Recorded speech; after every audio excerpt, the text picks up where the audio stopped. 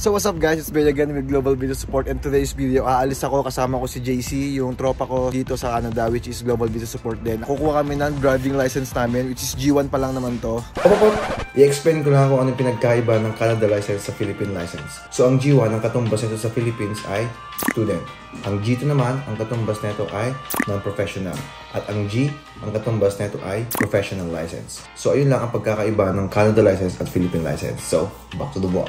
Sana makapasa ako ng G1 para makapag-exam na ng mga susunod na exam, and then pwede nang kumuha ng kotse balang araw, and ayun. So let's go, samahan nyo akong kumuha ng G1 and let's go!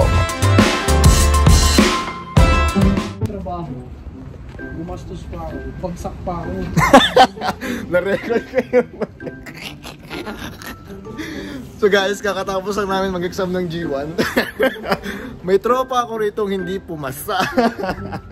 Nagbabas na lang din ako parang si Kuya. Pero kami na-encounter dun sa loob. Pang limang beses na siya nag-e-exam. Sabi nung, anong tawag sa tao sa kiosk? Basta sabi nung nagbibigay ng ticket, sabi niya, magbas ka na lang para safe.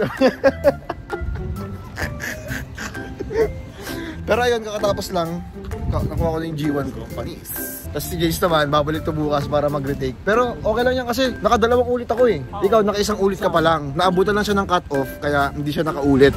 Tsaka isa lang yung mali nito eh. Hindi, isa na lang sana makakapasa ka na. Oo, isa na lang. Sana makakapasa na. Kasi ang exam dito, 16 dapat ang makuha mo, 16 pataas. 16 over 20 lang naman. Pero yun lang guys. Maraming salamat sa panonood. This is Bay again. Power, peace.